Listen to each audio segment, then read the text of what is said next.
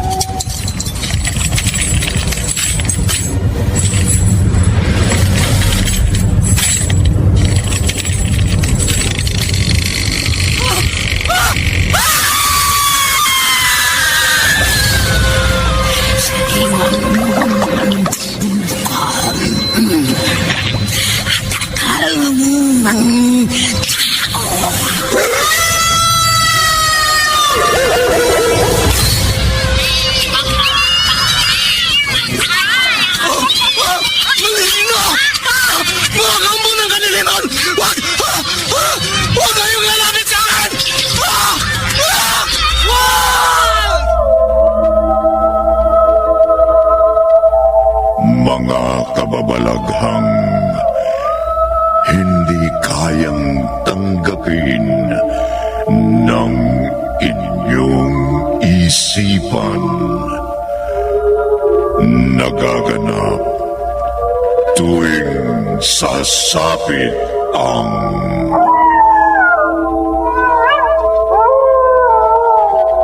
gabi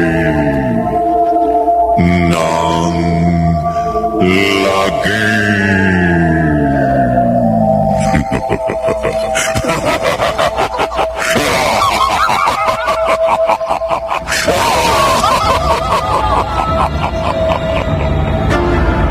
Pinagsamang produksyon ng DZRH at Star City.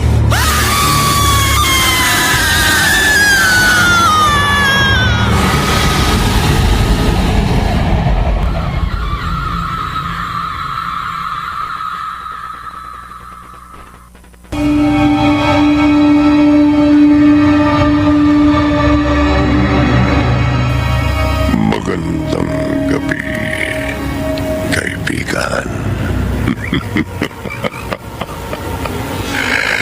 May ibang tao ang kapag nakaranas ng malagim na pangyayari na maituturing na bangungot, hindi na magkaroon ng katahimikan at lagi nang binabagabag ng sindak sa alalahaning maulit ang malagim na sinapit.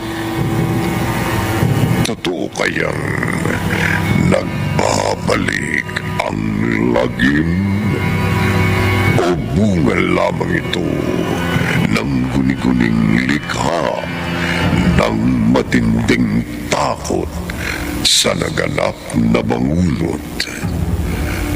Narito ang makapangalisag balahibong kwentong tampok sa linggong ito na pinamagatang Nagbabalik ang lagim sa isa na namang gabi ng lagi.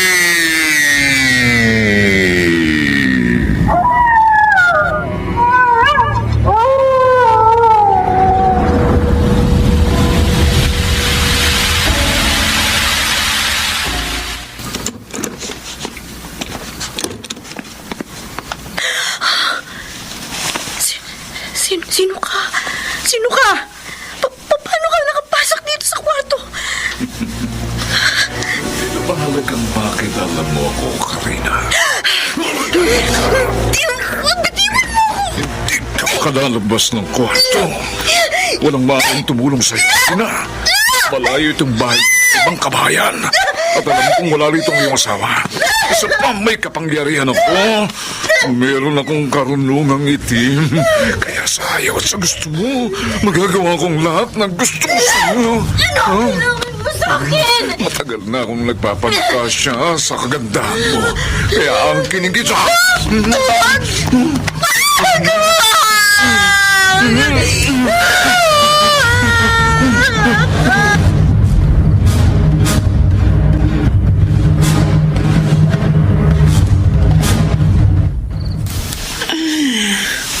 Oh, alas 12 na pala ng gabi. Malapit nang umuwi si Kuya Nick. Sabi niya hanggang alas 12 yung overtime niya doon sa opisina. Kaya nagbasa muna ako ng pocketbook para mahintay ko yung pag-uwi niya. Nakatulog pala ako habang nagbabasa. Ano ba yan? Ngayon lang nangyari sa akin ito. Makalabas nga muna dito sa kwarto. Hihintayin ko na lang sa salang pagdating ng amo kong lalaki. Huh? Bakit nakabukas ang pintuan sa harap ng bahay? Alam ko sinara ko yun bago ako pumasok sa kwarto. Bakit ganito? Sira ang lock ng pinto. May nagdistrong ka sa pintuan ng bahay. Ipapaalam ko to kay Ate Karina. Oh! Bakit nakabukas ang pinto ng kwarto ng amo kong babae? Ay! Si Ate Karina nakahandusay sa sahig! Punit-punit ang damit niya! Halos maubara na! At walang malay! Diyos ko!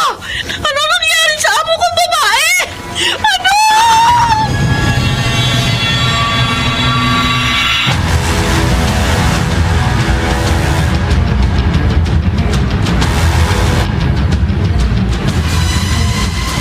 Pinagsamantalahan ako, Nick. Pinagsamantalahan ako. Sino, Karina? Sino hayop na nagsamantala sa'yo? Sino? Hindi ko siya nakilala.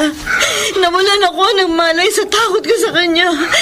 Natauhan lang ako nang gisingin ako ni Beth. Ang pinagtataka ko, Kuya Nick, hindi ako nagising habang may ibang tao dito sa bahay. Kaya nga hindi ko natulungan si Ate Karina bago ka dumating. Sabi ng lalaking yun, walang makakatulong sa akin dahil may kapangyarihan siya. Pero siya karunungang itim. Hayop na yun. Sino ba na lalaki yun? Mapapatay ko siya. Mapapatay ko siya!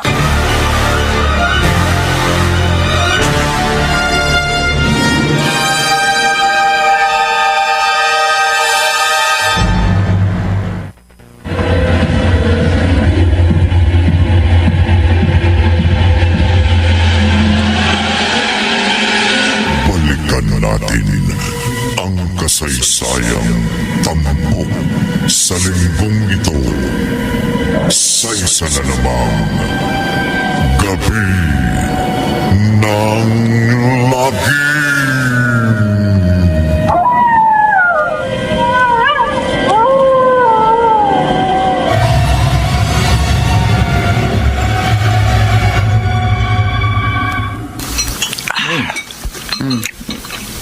Masarap. Masarap itong niluto mong almusal, Lola.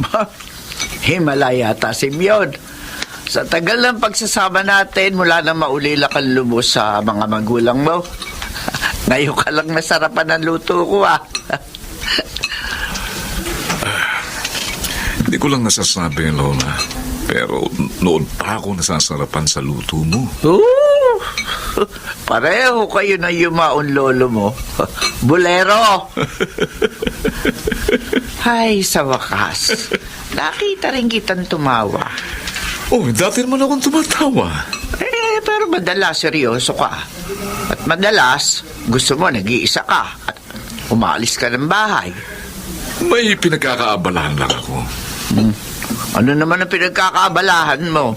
Secret. Simeon. Lola, binata itong apo mo. At natural lang na may pagkaabalahan ako bilang isang binata. Halimbawa, ang pandiligaw. Oh. Sana nga. Sana nga'y panliligaw lang ang pinagkakaabalahan mo. At hindi ang... Alam mo, ang gusto kong sabihin, noong maaksidente ang mga magulang mo, nasawi agad ang iyong ama. Pero ang iyong ina habang nag-aagaw buhay, kinausap ka ng sarilinan. Ayaw mo namang ipaalam sa akin ang pinag-usapan nyo bago nalagutan ng hininga ang iyong ina. At yun ang aking inaalala. Lola, wala ka naman dapat ipag-alala. Dating mangkukulam ang nasira mong ina, Simeon. Hindi mo maialis sa akin na maghinala na bago nalagutan ng hininga ang iyong ina, ipinamana niya sa iyo ang karunungan niya bilang isang mangkukulam.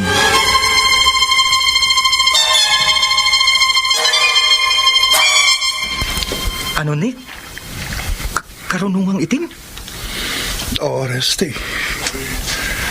May karunungang itim daw ang lalaking pumasok sa aming bahay at nagsamantala sa asawa ko. Inamin ko na sa iyong gumugulo sa isip ko dahil dadalawa lang naman tayo rito sa ating opisina. Atin-atin lang to, Nick. Walang ibang makakalam ng masamang nangyari sa asawa mo.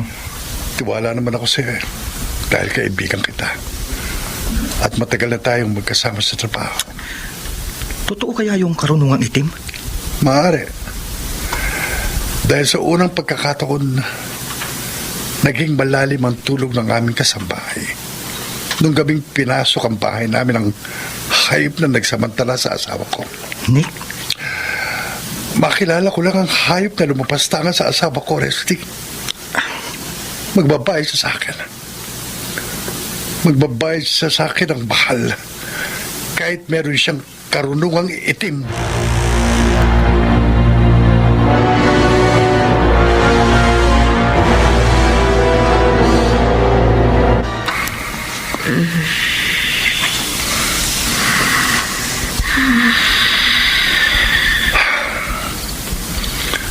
Kawawa naman ang asawa ko. Kahit natutulog siya, bakas sa mukha niyang pagkabahala. Kahit natutulog siya, para siyang nahihirapan. Malamang napapanaginipan niyang naging karanasan niya nang pagsamantalaan siya ng hayop na lalaking kumakasa sa kanya. Karina, gumising ka. Karina! Nick! Bumangon ka muna. Umuungol ka habang natutulog.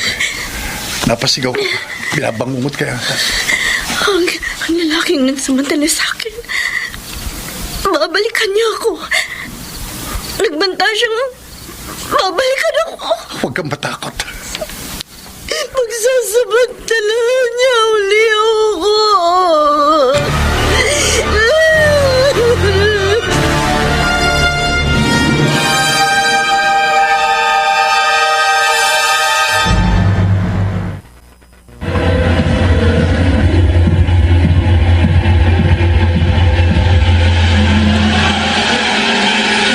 Balikan natin ang kasaysayang tampok sa linggong ito. Sa isa na namang gabi ng lagi.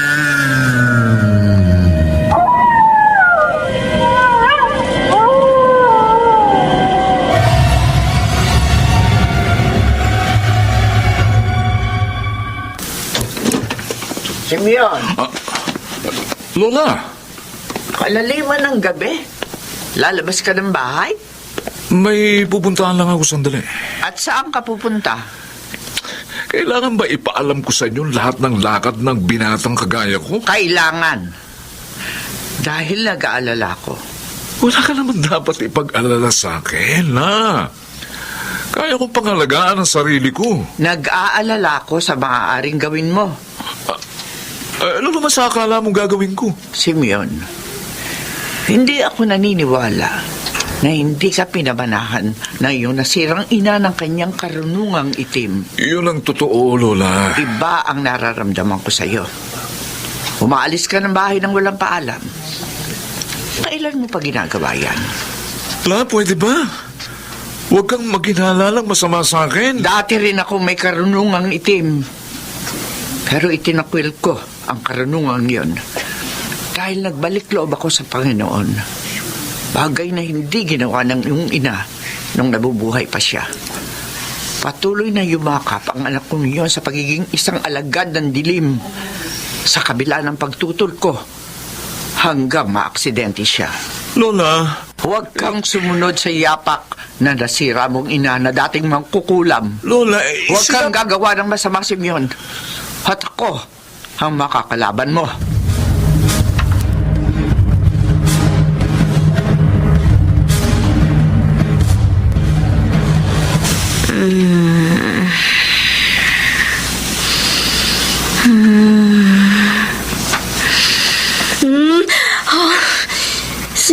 Sino ka?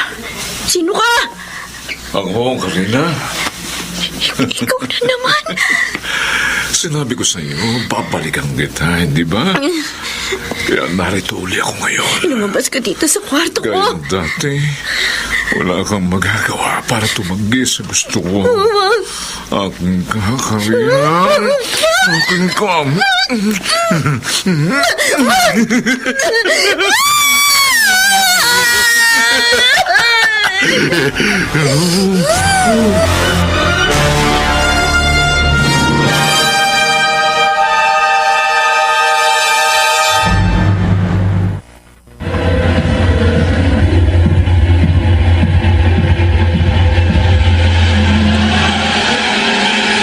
Balikan natin ang kasaysayang tampok sa linggong ito sa isa na namang gabi ng lagi.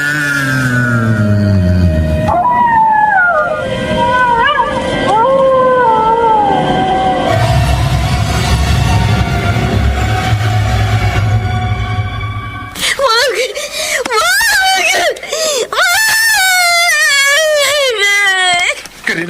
Karina, gumising ka. Gising. Nick, Pinabangungot ka. ang lalaking nagsamantala sa akin. Nangingin ka sa takot. Nasaan ang lalaki nagsamantala sa akin? Walang ibang tao dito sa kwarto natin. Hindi. Tayo lang ang narito. Hindi, narito ang lalaking may karunungang itim. Wala. Narito siya. Karina, huwag kang matakot. Nagbanta siya. Babalikan niya ako. Kasama mo na ako. Katabi mo na ako. Hindi ka na maaaring kantiin ang kahit na sino. Hindi. Babalikan niya ako. Maniwala ka, Nick. Babalikan ako ng lalaking may karunungang itim.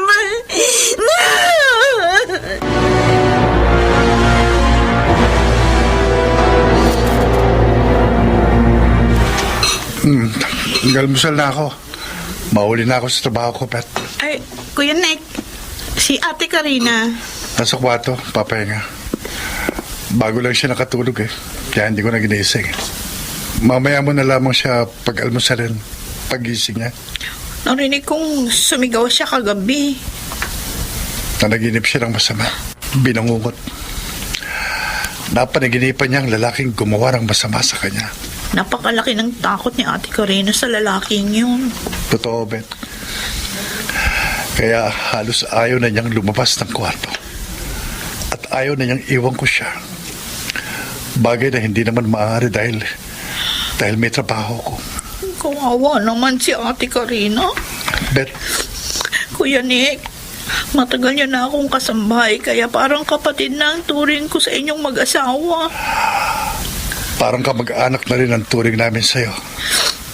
Kung nagising lang ako habang pinagsasamantala si ate, magtatanggol ko siya. Kahit pa may karunungang itim yung gumagawa ng masama sa kanya.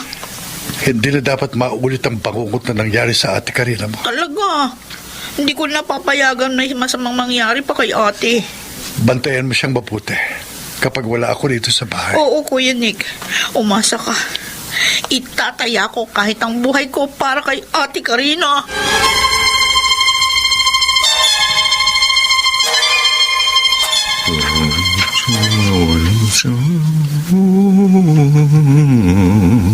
Simeon, No, anong ginagawa mo rito sa likod bahay? Lola. Nagsasagawa ka ng ritual at orasyon ng isang mangkukulam?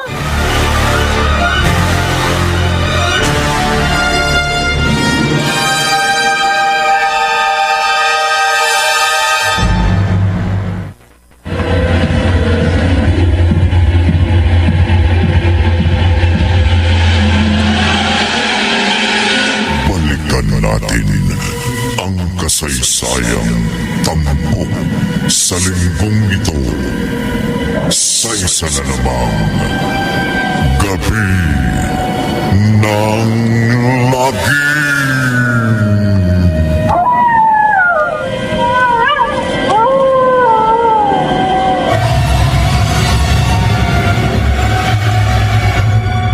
Simeon, hindi tama ang ginagawa mo. Lola, nagkakamali ka.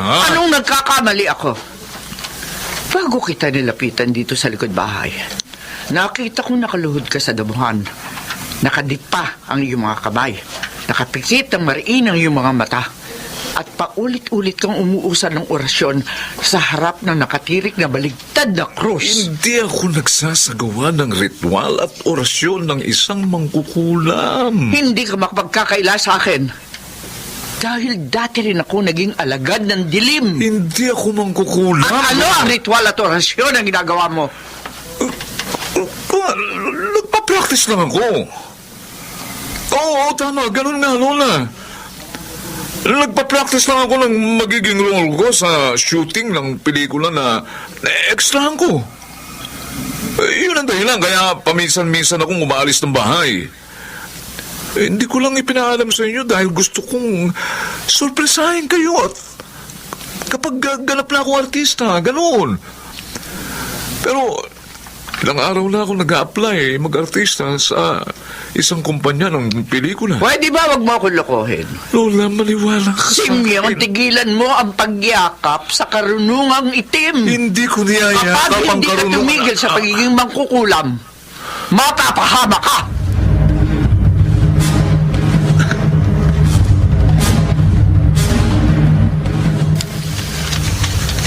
Tapos ko ng trabaho ko, Rusty. Uuwi ka na ba, Nick? Oo, ikaw. Mag-overtime ako eh. Pasensya ka na, ha? Hindi kita masasamahan ngayon dito sa opisina dahil kailangan kong umuwi ng maaga. Naiintindihan kita. Nag-overtime lang naman ako minsan dahil kailangan eh. May tinapos tayong mahalagang trabaho. Ako man ang lumagay sa katayuan mo. Hindi na ako uwi ng alanganing oras dahil sa nangyari sa asawa mo. Naawa ako kay Karina, Rusty. Awang-awa ako sa kanya. Mula nang mangyari sa kanya ang bangungot na yun, di na siya makakain. Di na makatulog. Patalas umiiyak. At may pagkakataong basta na lamang siyang sumisigaw sa malaking takot. Nick, kailangan yatang ipagamot mo ang iyong asawa. Ayokong malaman pa ng ibang nangyari sa kanya. Mahirap na suluhin mo yung problema mo. Nakakatulong ko naman sa pag-asikaso kay Karina yung kasambahay namin eh. Na parang kamag-anak na namin. Sinira ng lalaking yun. Sino man siya? Ang tahimik na buhay ninyong mag-asawa. Makikilala ko rin siya, Rusty. Nick, At kapag nangyari yun, kapag nakilala kong lumapastangan sa asawa ko, matitikman niyang lupit ng aking pag-iiganti.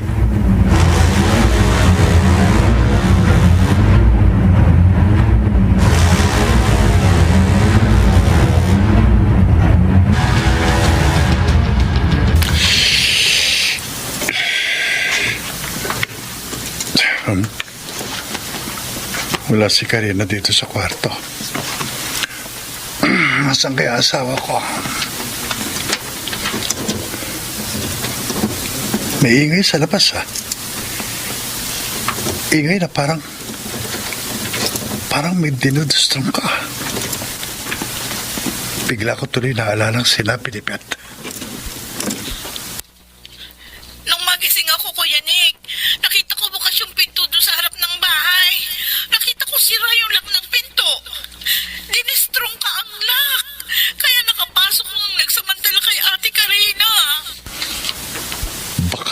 kinatatakutan ni Karina.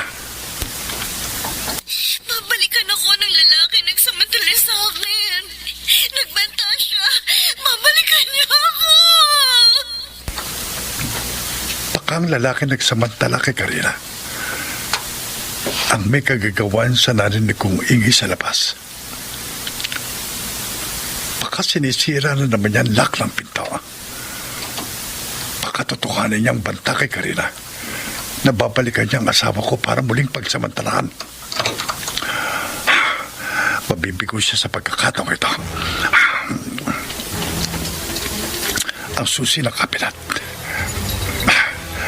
Bubuksan ko kagad ang aking drawer para makuha kong itinatago kong baril.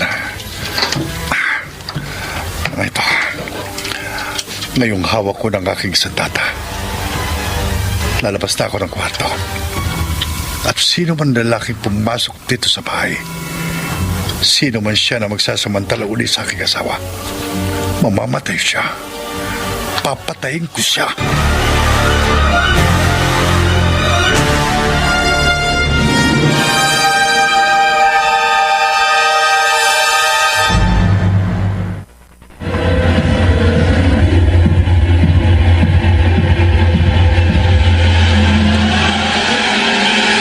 Balikan natin ang kasaysayang tampok sa linggong ito sa isa na namang gabi ng lagi.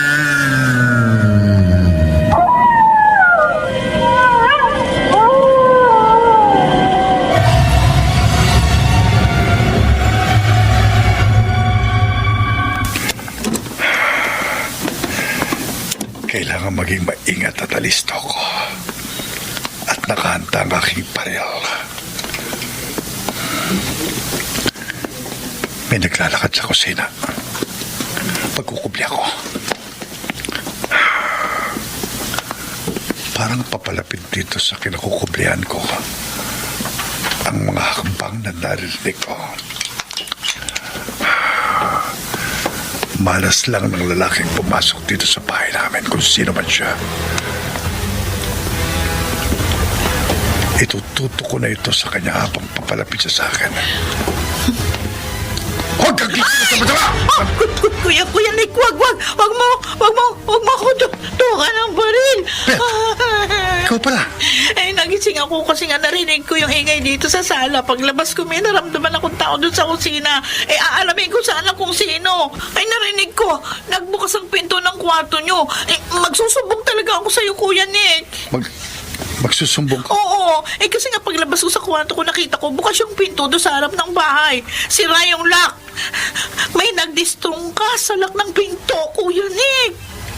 Sinong nagdistrong ka sa pinto? Sino?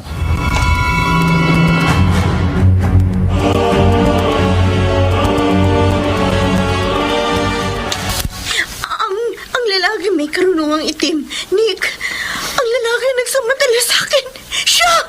Siya ang sumira sa lock ng pinto. Nakita mo lalaki yun, Karina? Hindi, kasi nagpunta ako sa banyo. Malamang na habang nasa banyo ko, nagpumilit pumasok sa bahay ang lalaking yun para pagsamantalahan na naman ako. Huwag kang matakot. Narito ako. Hindi kita pababayaan. Ano man ang mangyayari, hindi ko papayagang maulit ang nangyaring bangugot sa'yo. Kuya Nick! Pet! Ano nangyari?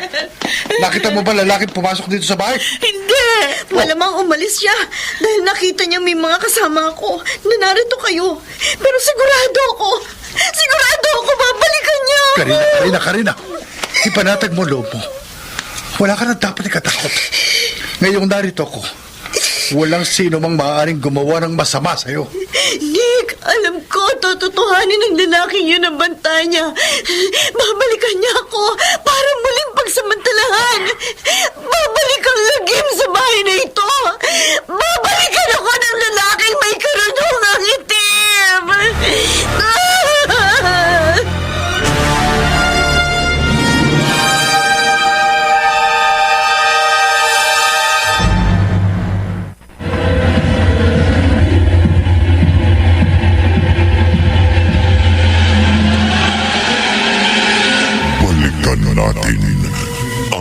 kasaysayang tampok sa linggong ito sa isa na namang gabi ng lagi.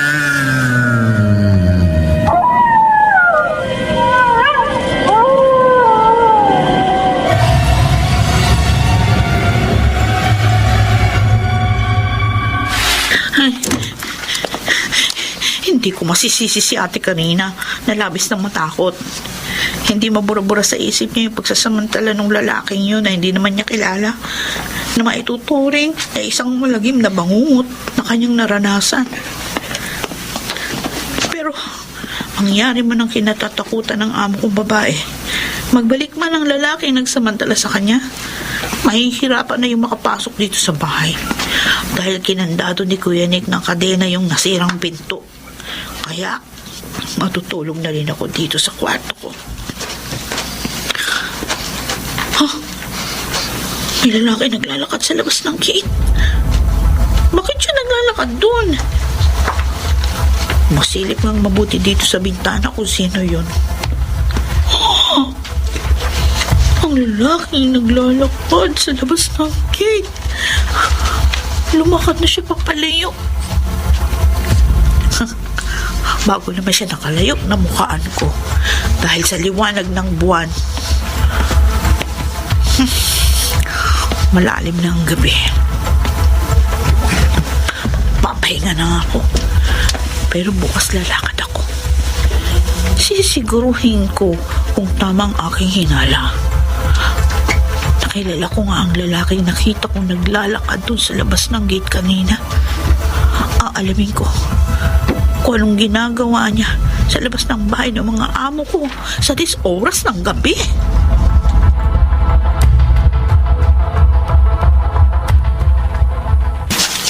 Lola Upeng! Ay, Beb! Ikaw pala! Pwede ko ba kayong makausap? Teka, ako nalalapit dyan sa tarangkahan. Ay, pasensya na, hindi kita mapapapasok. Nakawala kasi yung aming aso sa bakuran. Okay lang po yun, Lola. Bakit ba? May paglilingkod ba ako sa iyo? Nandyan po yung apo ninyo. Si Simeon? Opo. Nag-iisa naman po ang apo nyo na alam kong kasama sa bahay. Nasa kwarto niya si Simeon, natutulog. May kailangan ka ba sa kanya? Kasi po, May problema ka ba sa apo ko? Lola, matagal na po tayo magkalugar. Kilala ko na po kayo. Hindi kayo nangungonsinti ng mali. Bakit ba? May mali bang nagawa si Simeon? Hindi na po ako maglilihim, Kaya ako na pa rito. Dahil nakita ko kagabi yung apo nyo doon sa labas ng bahay ng mga amo ko. Ha? 10 oras ng gabi. Ano naman ang gagawin ni Simeon ko sa labas ng bahay ng mga amo mo? Sa 10 oras ka mo ng gabi? Ayun na nga. Yun po yung gusto kong malaman sa inyong apo. Bet, Baka po, may masamang balak si Simeon sa mga amo ko. masamang balak?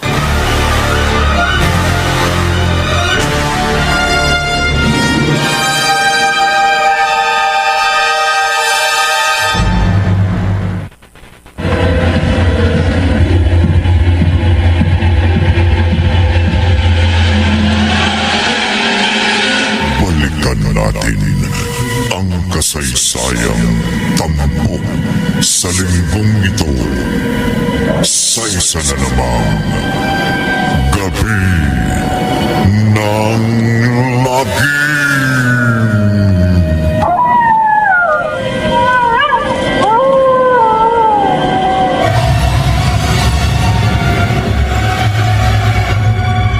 Ano naman ang magiging masamang balak ko sa mga amo ng Beth na yun, Lola? Ikaw lang ang nakakaalam yan, Simeon.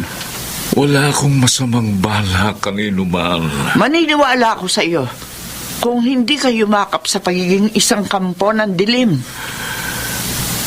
Lola, ilang beses ko bang sasabihin sa iyo na hindi ako gumagawa ng inaalala mo? na hindi ako mangkukulam o nangkukulam man o gumagamit ng karunungang itim ng mangkukulam man. Hindi man nagtapat si Beth sa akin.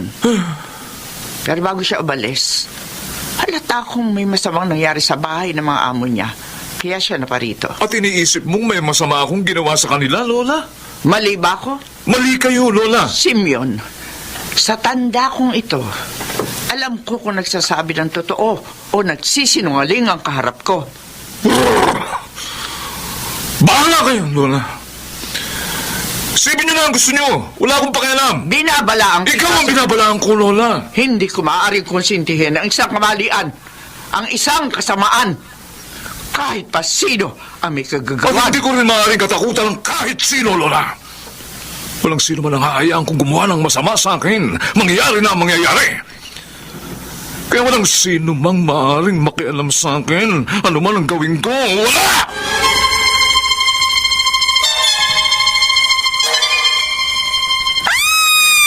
Karina! Nick! Nick! Karina, bakit ka sumigaw? Bakit ka umiyak? Nanginginig ka pa sa takot. Kanina, paglabas mo dito sa kwarto para magbanyo, may nakita ko lalaki na naglalakad sa labas ng gate. Sino naman ang maglalakad sa labas ng ganitong oras ng gabi? Oh, hindi ko alam. Palamang na yung lalaki na nagsamantala sa akin. Dito ka muna. Wag mo ko iwanin. Sandali lang ako. Nick! Aalamin ko lang kung sinong nakita mong lalaki sa labas ng gate. At kung anong ginagawa niyo roon sa ganitong alanganing oras.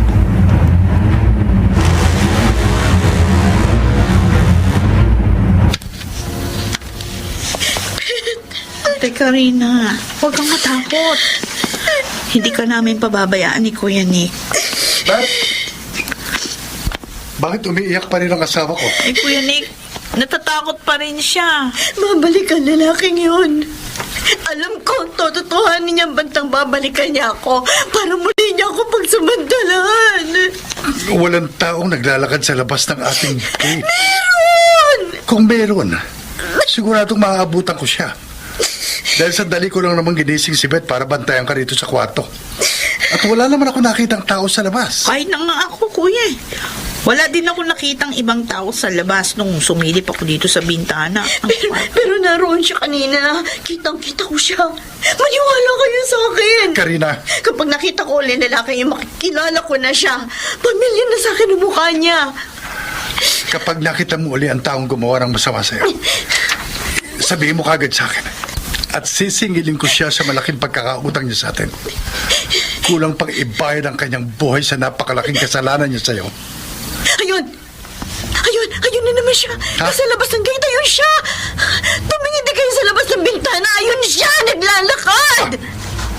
Teka, wala naman ako nakikita sa itinuturo mo. Ate Karina, walang ibang tao sa labas ng gate. Bakit hindi niyo makita ang lalaki nagsamantala sa akin? Bakit ako lang ang nakakakita sa kanya? Bakit? Bakit?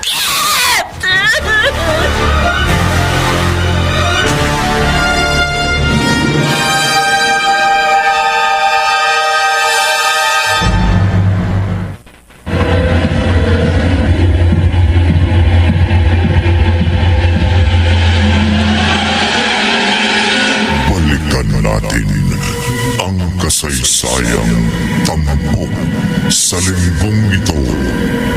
Sa isa na namang gabi ng lagim.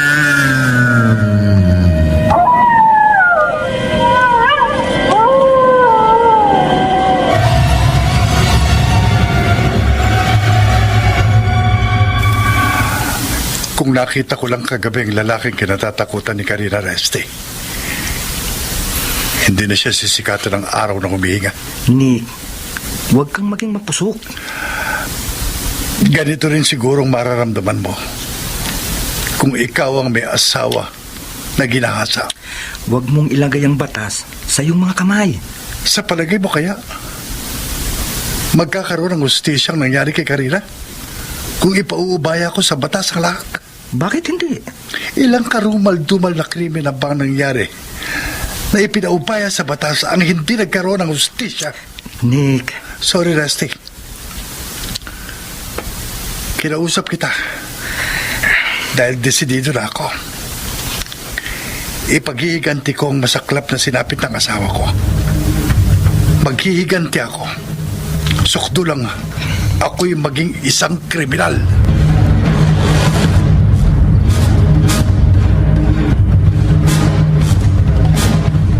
Oh, Lola Upeng.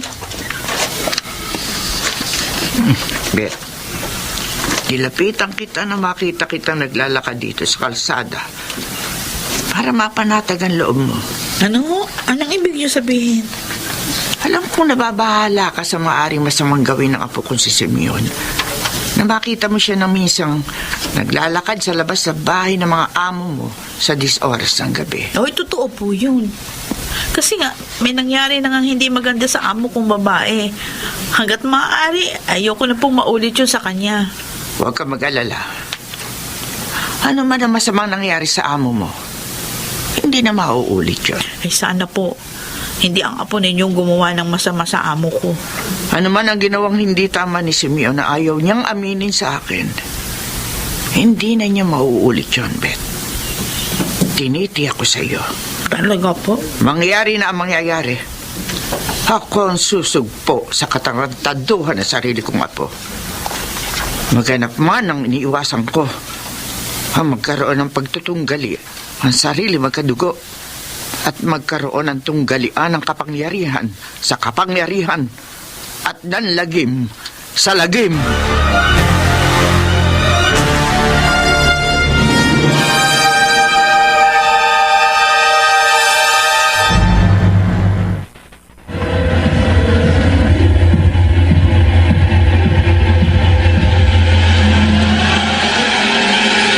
Balikan natin ang kasaysayang tampok sa linggong ito. Sa isa na namang gabi ng lagi.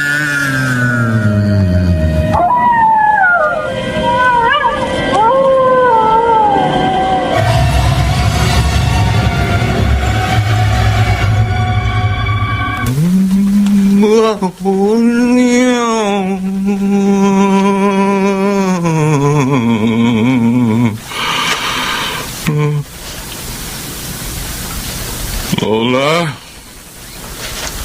alam ko ikaw ang nasa likuran ko. Simeon,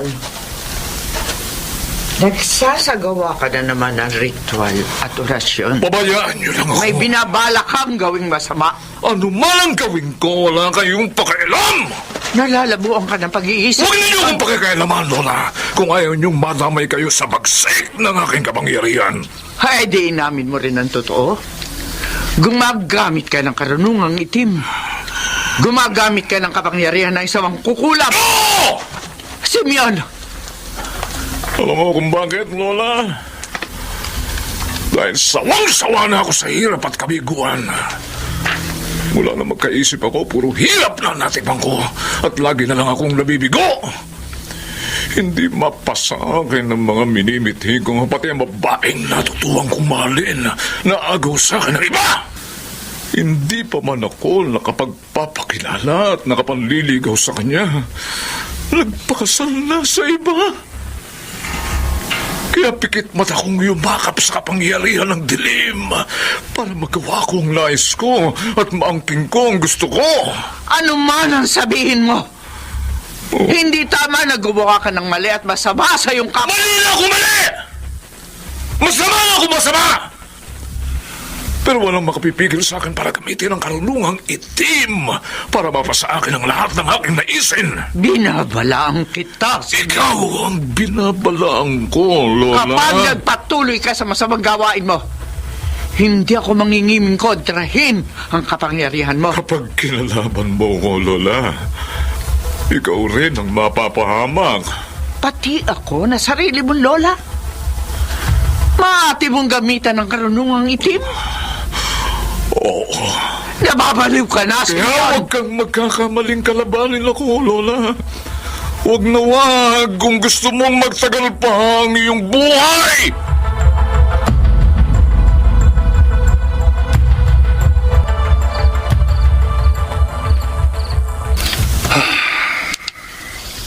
Nick, ginabi ka na rito sa opisina ah.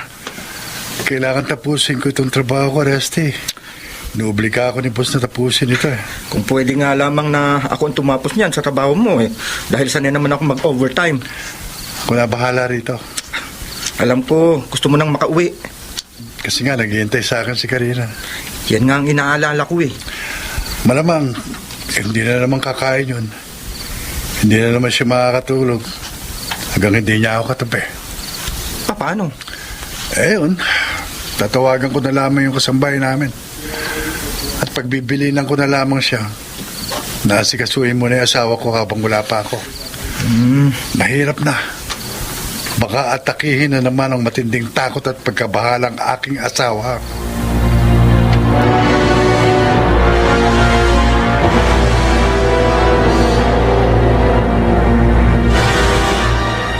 Matagal ko nang tinalikuran ng pagiging kampo ng dilim. Matagal na akong hindi gumamit ng karanong itim. Pero wag lang magpatuloy ang pagkakalat ng lagim ni Simeon. Labag man sa loob ko. Muli akong magsasagawa ng ritual at orasyon ng ultimatum ng mapabinsalang karunungang itim ng isang mangkukulam.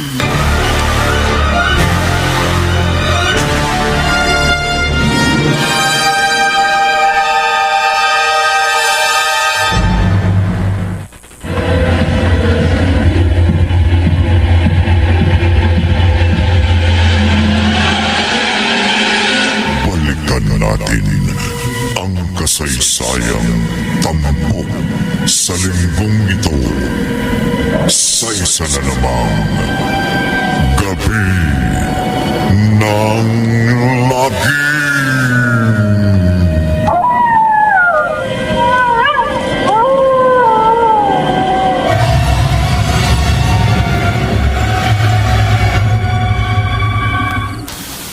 Sa pamamagitan ng karunungang itim, ng ritual at orasyon na isinagawa ko, naalaman kong wala sa bahay ni Carmina ang kanyang asawa. Kaya sasamantalahin kong pasukin uli siya sa kanyang kwarto ngayong gabi.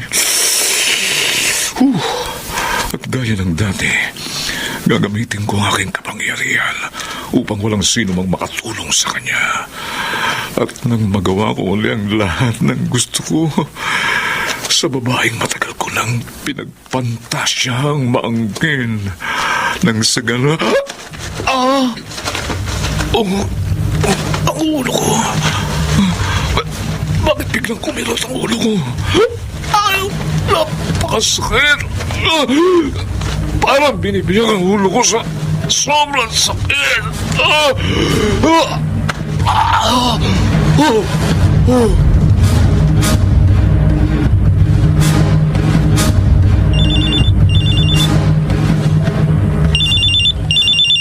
Hello, Kuya Nick? Beth, ang ate Karina mo. Ay, nasa kwarto nyo. Beth, tumawag ako sa'yo dahil hindi pa ako makakauwi ha. May importante akong tinatapos dito sa opisina. Ikaw na muna ang bahala sa asawa ko ha. Opo, Kuya. Bantayan mo siya mabuti. Po. Sige po, papasok na ako sa kwarto nyo. Huwag mo siya iiwan ha. Hanggang sa makauwi ako. Oo, Kuya Nick. Kuya Nick! Oh, bakit parang bigla ka na bahala, Beth? May naglalakad sa labas ng gate. Ha?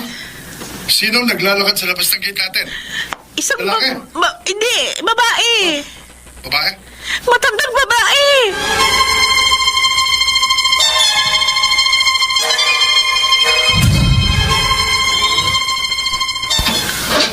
Lola Uping, anong ginagawa niyo dito sa labas ng gate ng mga amo ko? Ganitong oras ng gabi. Beth, naparito lang ako para malaman mo. Wala ka nang dapat pang ikabahala kay Simeon. Ikaw at ang mga amo mo. Bakit niyo po nasabi yan? Huwag ka nang magtatanong. Basta mula ngayon, ipanatag nyo na ang loob nyo. Wala na magagawang pinsala ang apo ko sa mga amo mo. Wala na siyang magagawa. Ay, teka po, teka. Lola Uping, sandali! Lola!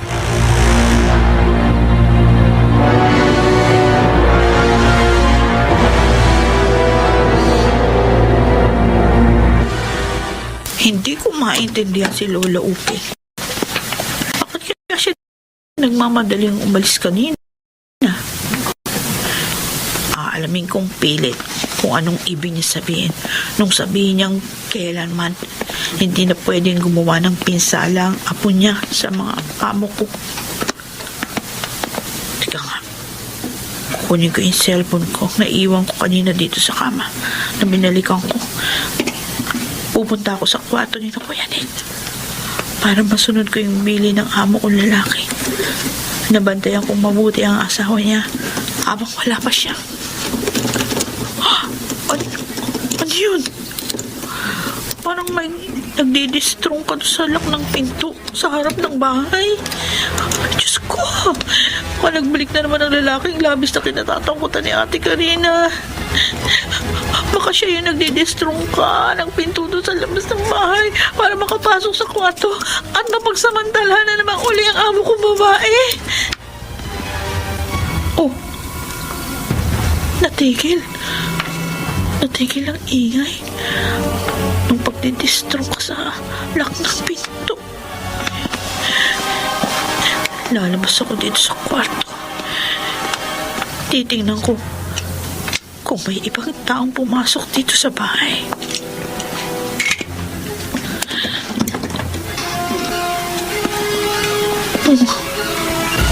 Wala namang tao sa sala. Malo sa ulo ko. Nadidilim ang tingin ko.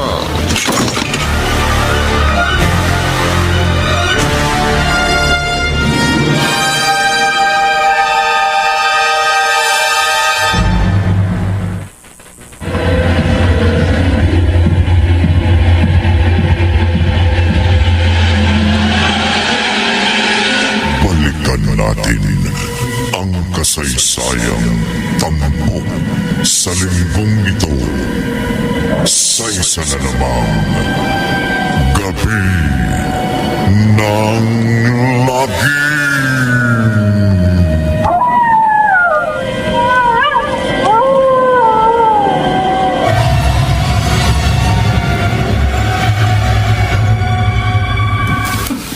Nick, mabuti dumating ka na. Ano? May lalaki na namang pumasok dito sa kwarto mo? Oo. At pinagsamantalahan na naman ako. Ano? Kaya napundit ang damit ko at gulong-gulobo ako. Kaya pala pagdating ko, sira ang pinto sa harap ng bahay. At dinatnat kong nakabulagtang walang malay si Beth sa sala na may sugat sa ulo. Malamang, sinira na naman ang hayop na lalaki yun ang pinto. Kaya siya nakapasok dito sa bahay. At pinukpok pa niya ng florera sa ulo ang ating kasambahay. Para mapagsamantalahan ka na naman niya.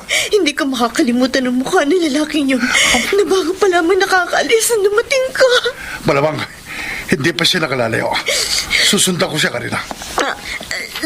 Susundan natin ang lalaking nagsamantala sa akin. Oo. Natatandaan mo kamong mukha niya? Oo, tandang-tanda ko itsura niya. Ituro mo siya sa akin. At kapag naituro mong hayop na lalaki yun, pagbabayaran niya ang 2 beses niyang paglapastangan sa'yo. Pagbabayaran niya ng kanyang buhay.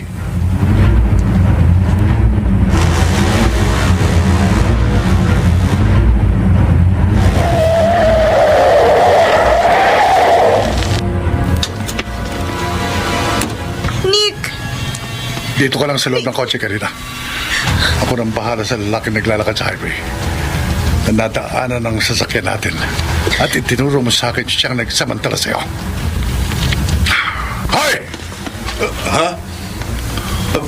Huwag kang aalis sa katatatayan mo. Bakit?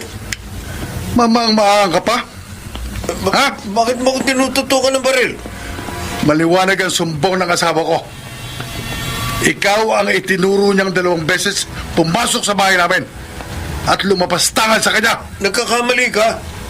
Wala akong nalalaman sa binibintang mo. Pagbabayaran mo ng mahal ang ginawa mong paglapastangan sa asawa ko. Pasasabugin ko ang bungo mo! Mamamatay ka!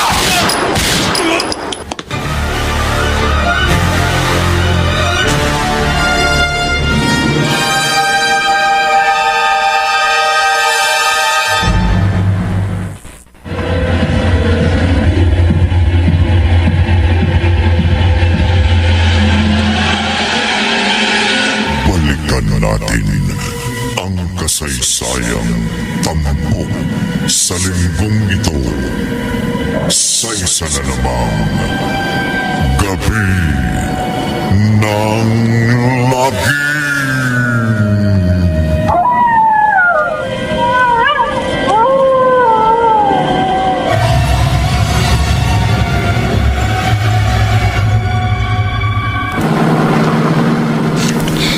Ano, Nick? Patay na ang lalaking lumapastangan sa akin? Patay na kanina.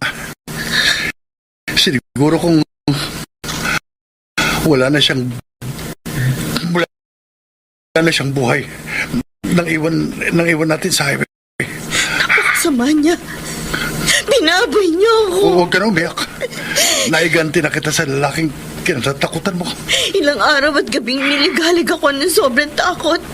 Dahil sa bata niya sa akin na babalikan niya ako. Na mangyayari ulit sa akin.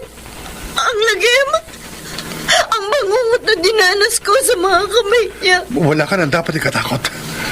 Wala nang lalaking labis-labis mong kinatatakutan. Kahit sa panaginip, ayaw ako patahimikin ang malaking takot ko sa kanya. Ngayon matatahimik na tayo, Karina. At walang saksi sa pagpatay ko sa lalaking lumapastangan sa'yo. Kaya wala tayong pananagutan sa pagkamatay niya. Wala.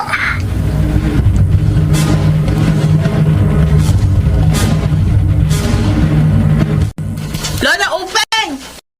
Lola! Beth! Oh, ikaw pala. Pwede mo ba kayong makausap sandali? Teka, tungkol ba saan, ha? Tungkol doon sa sinabi niyo sa akin gabi. Nung makita ko kayong naglalakad sa labas ng bahay ng mga amo ko. Diba, sabi niyo, wala nang magagawang pinsala si Simeon sa akin mga amo.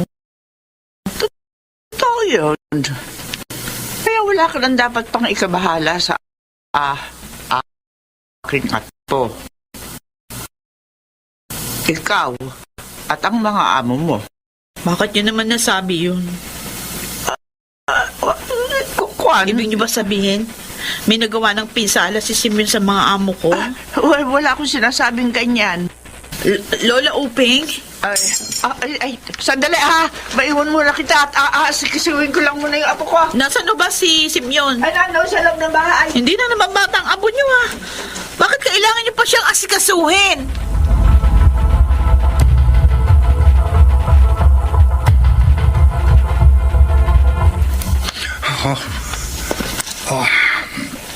Nakatulog pala ako. Nasa kaya si Karina? Sa bagay, nasaan man ang asawa ko ngayong gabi, wala akong dapat ikapahalam. Dahil wala na siyang kinatatakutan. Napatay ko ng lalaking kinatatakutan niya na magbalik dito sa bahay namin at muling magsamantala sa kanya.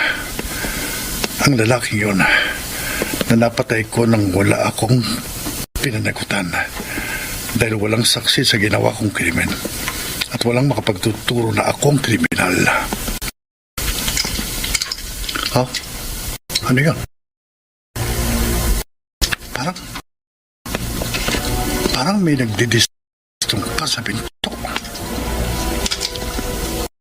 Sinong magdidistrong ka sa pinto ng bahay namin sa ganitong oras ng gabi? Sino yun?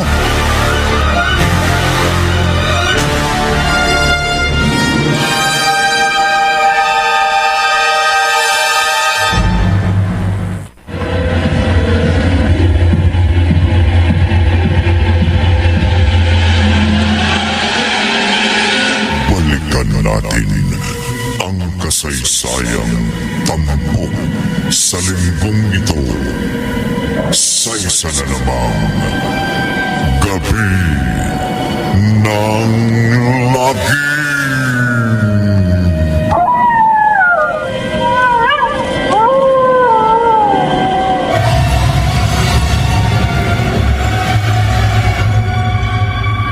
Nick, Bakit po sinisira ang pinto ng bahay natin? Bakit, Karina? Ano ba nangyayari sa'yo?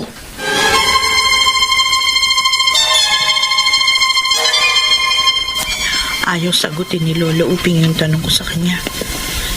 Kung may nagawa bang pinsalang apo niyang si Simeon sa mga amo ko. Halata ako. May nililihim siya sa akin. Ano man ang nililihim niya na yun, aalamin ko ngayong gabi. Kaya palihim ako nagbalik dito sa bahay nila.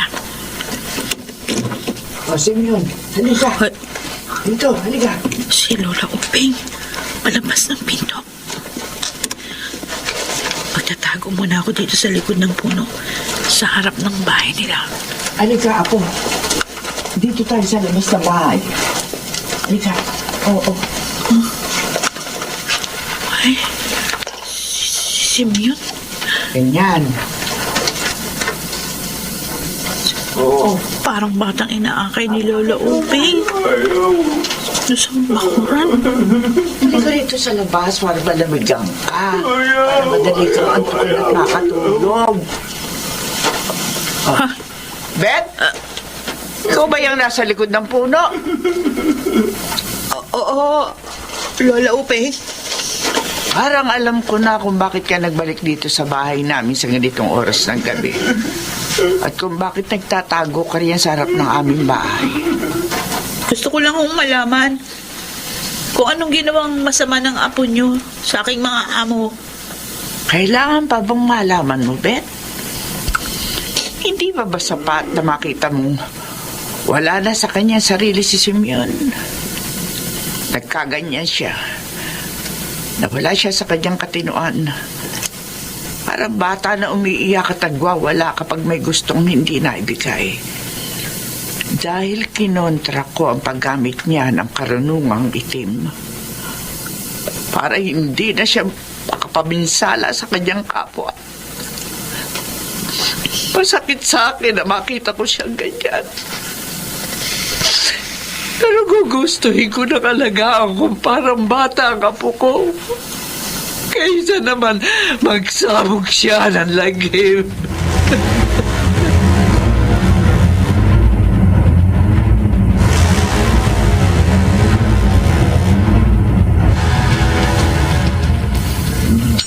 Karina, Hindi ako nagdistrong ka sa pinto. ikaw ang nakita kong nagdidistrong ka ng pinto, Karina. Binitiwan mo lang ang screwdriver. Nang lumapit ako sa iyo at sitayin kita. Hindi ako. Lalaki. Yung lalaking kinakatakutan ko nagdistrong ka sa pinto. Lalaki? Tinutukoy niya yung banta niya. Nababalikan niya ako. Karina, walang ibang lalaki rito sa bahay maliban sa akin. Meron! Bakit pinagpupunit-punit mong damit? Bakit mo ginugulo ang buhok mo? Hindi pa nakakalayo ang lalaki nagsamantala sa akin. Tanda-tanda ako yung mukha niya. Habulin natin siya. Ituturo ko siya sa'yo para maiganti mo ako sa kanya. Karina! Ituturo ko sa'yo. Karina, asawa ko. Karina!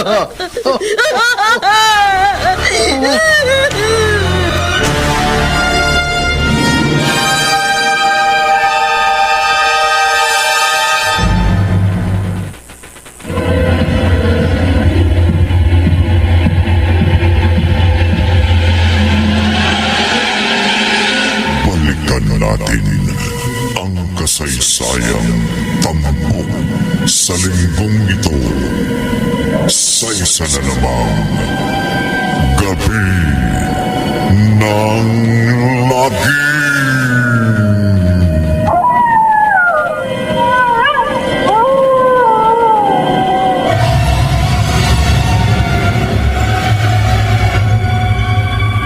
Ano? Kuya Nick, wala na sa kanyang sarili si Ate Karina? Wala na, Pet. Sabi ng ganakin ay samantala sa akin. Balikan niya ako.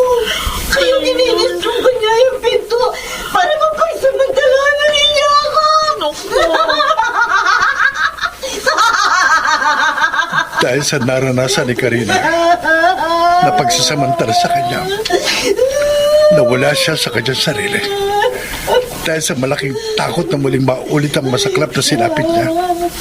Sa takot na magbalik ang lagim na naganap sa kanya sa bahay na ito. Kung wala nang ibang taong nagbalik pa rito para gumawa ng masama, maring si Ate Karina ang pumukpok sa ulo ko. Malamang, Pet. Dahil halos hindi na siya nakakakilala. Hindi na niya alam ang mga sinasabi niya, ang mga ginagawa niya. Kaya inuulit-ulit niya ang eksena. Ang masamang nangyari sa kanya. Ang lagim na naganap sa kanya sa bahay na ito. Na mistulang bangungot na naranasan niya na hindi ko agad naintindihan. Kaya nakagawa ako ng isang malaking pagkakamali na labis-labis kong pinagsisisihan.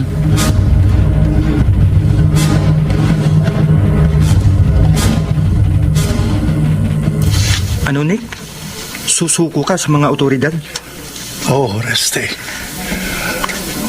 Para pagbayaran ko ang krimen na nagawa ko. Dahil walang kasalanan ng taong napatay ko.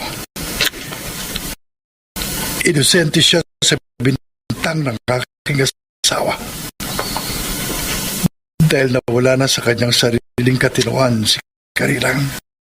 At ipapakonfine mo ang asawa mo sa mental hospital? Kailangan para magamot ang naging karanasan niya sa pag-iisip na nag-uugat sa malaking takot niya sa naranasan niyang bangungot sa pagbabalik ng lagim.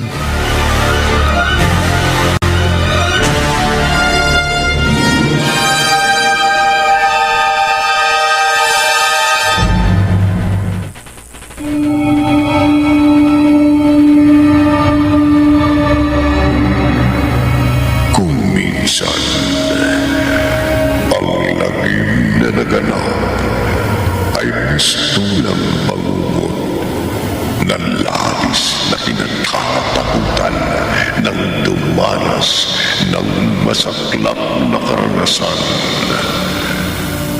Subalit, dapat kayang katakutan ang pagbabalik ng lagim? O dapat na yung kalimutan upang hindi na muli pang maganap? Dito natatapos ang ating tampok na kwento sa linggong ito na pinamagatang nagbabalik ang lagim sa isa na namang gabi ng lagim.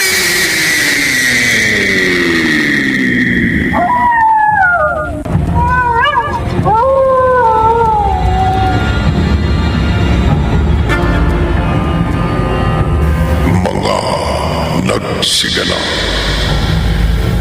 Bobby Cruz, Chiquit del Carmen Amor,